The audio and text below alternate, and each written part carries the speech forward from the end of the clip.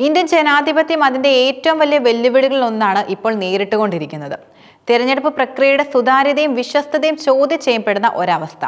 ഈ സാഹചര്യത്തിലാണ് വോട്ട് കൊള്ളയ്ക്കെതിരെ പോരാടാൻ ആഹ്വാനം ചെയ്ത് കോൺഗ്രസ് രംഗത്തെത്തിയതും.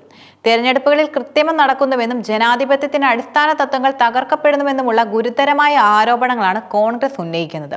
ഈ നീക്കം രാജ്യത്തെ രാഷ്ട്രീയ പാർട്ടികൾക്കിടയിൽ വലിയ ചർച്ചകൾക്ക് വഴി തുറന്നിരിക്കുകയാണ്. വോട്ട് കൊള്ളയ്ക്കെതിരെ ശക്തമായ നിലപാടെടുക്കാൻ കോൺഗ്രസിനെ പ്രേരിപ്പിച്ചത് ചില തിരഞ്ഞെടുപ്പുകളിൽ നടന്ന ക്രമക്കേടുകളാണ്.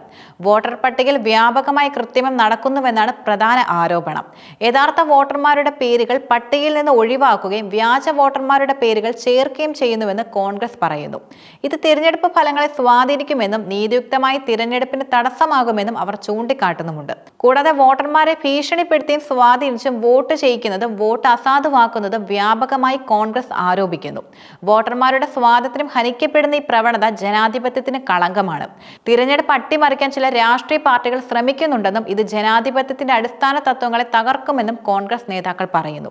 രാജ്യത്തെ പല സംസ്ഥാനങ്ങളിലും നടന്ന തദ്ദേശ സ്വയംഭരണ തിരഞ്ഞെടുപ്പുകളിലും നിയമസഭാ തിരഞ്ഞെടുപ്പുകളിലും സമാനമായ ക്രമക്കേടുകൾ നടന്നതായി കോൺഗ്രസ് ചൂണ്ടിക്കാട്ടുന്നുമുണ്ട്.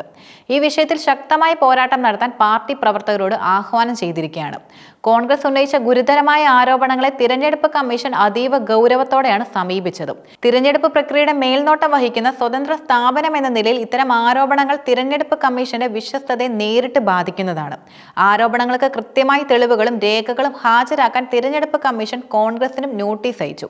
രാഷ്ട്രീയ പാർട്ടികൾ ഉന്നയിക്കുന്ന ആരോപണങ്ങൾ വസ്തുതാപരമാണോ എന്ന് പരിശോധിക്കുന്നതിനുള്ള സാധാരണ നടപടിക്രമത്തിന്റെ ഭാഗമായിട്ടാണ് ഈ നോട്ടീസ്. എന്നാൽ ഈ വിഷയത്തിൽ തിരഞ്ഞെടുപ്പ് കമ്മീഷൻ എങ്ങനെ പ്രതികരിക്കുന്നു എന്നത് ഇന്ത്യൻ ജനാധിപത്യത്തിന് വളരെ നിർണായകമാണ്. കോൺഗ്രസിന് അവരുടെ ആരോപണങ്ങൾ ശരിയാണെന്ന് തെളിയിക്കാൻ കഴിഞ്ഞാൽ അത് ഇന്ത്യൻ തെരഞ്ഞെടുപ്പ് രാഷ്ട്രീയത്തിൽ വലിയ മാറ്റങ്ങൾക്ക് വഴിവെച്ചേക്കാം. അത് തെരഞ്ഞെടുപ്പ് കമ്മീഷന്റെ പ്രവർത്തന രീതിയിലും മാറ്റങ്ങൾ കൊണ്ടുവരാൻ സാധ്യതയുണ്ട്.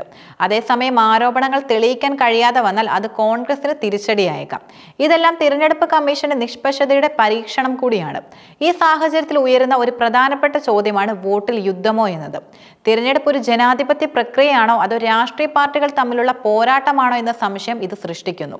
ഒരു വശത്ത് കോൺഗ്രസ് വോട്ട് കൊള്ളയ്ക്കെതിരെ പോരാടാൻ ആഹ്വാനം ചെയ്യുമ്പോൾ മറുവശത്ത് അവർക്ക് ആരോപണങ്ങൾ തെളിയിക്കേണ്ട ബാധ്യതയുമുണ്ട്. ഇതൊരു രാഷ്ട്രീയ പോരാട്ടമായി മാറാനുള്ള സാധ്യതയുമുണ്ട്. തിരഞ്ഞെടുപ്പ് കമ്മീഷൻ ഒരു സ്വതന്ത്ര സ്ഥാപനം എന്ന നിലയിൽ നിഷ്പക്ഷമായി പ്രവർത്തിക്കേണ്ടതുണ്ട്.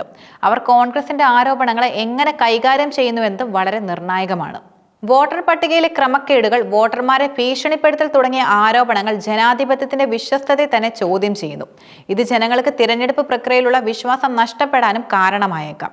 ഈ വിഷയത്തിൽ കോൺഗ്രസ് മുന്നോട്ട് വെച്ച ആരോപണങ്ങൾ ശരിയാണെന്ന് തെളിയിക്കാൻ കഴിഞ്ഞാൽ അത് ഇന്ത്യൻ തിരഞ്ഞെടുപ്പ് രാഷ്ട്രീയത്തിൽ വലിയ മാറ്റങ്ങൾക്കാണ് വഴിവെക്കുന്നത്. അതേസമയം ആരോപണങ്ങൾ തെളിയിക്കാൻ കഴിയാതെ വന്നാൽ അത് കോൺഗ്രസിനും തിരിച്ചടിയാകും. ഇന്ത്യൻ തിരഞ്ഞെടുപ്പ് ചരിത്രത്തിൽ വോട്ട് കൊള്ളയെക്കുറിച്ചും ക്രമക്കേടുകളെക്കുറിച്ചും ആരോപണങ്ങൾ ഉയരുന്നത് ഇതാദ്യമല്ല. വോട്ടിംഗ് യന്ത്രങ്ങളിലെ ക്രമക്കേടുകൾ, വോട്ടർ പട്ടികയിലെ പേരുകൾ നീക്കം ചെയ്യൽ, വ്യാജ വോട്ടർമാരെ ചേർക്കൽ തുടങ്ങിയ ആരോപണങ്ങൾ മുൻപും ഉണ്ടായിട്ടുണ്ട്. എന്നാൽ ഈ വിഷയത്തിൽ കോൺഗ്രസ് ഒരു രാഷ്ട്രീയ പോരാട്ടം പ്രഖ്യാപിച്ചത് അതിന്റെ പ്രാധാന്യം വർദ്ധിപ്പിക്കുന്നുണ്ട്. ഈ വിഷയം വെറും ഒരു രാഷ്ട്രീയ ആരോപണം എന്നതിനപ്പുറം ഇന്ത്യയുടെ ജനാധിപത്യത്തിന്റെ ഭാവിയെക്കുറിച്ചുള്ള ഒരു ചോദ്യമാണ്. തിരഞ്ഞെടുപ്പ് കമ്മീഷൻ ഈ വിഷയത്തിൽ എന്ത് നടപടികൾ സ്വീകരിക്കുമെന്നാണ് ഇനി അറിയേണ്ടത്. അവരുടെ തീരുമാനമായിരിക്കും ഈ വിഷയത്തിന്റെ ഭാവി നിർണ്ണയിക്കുന്നത്.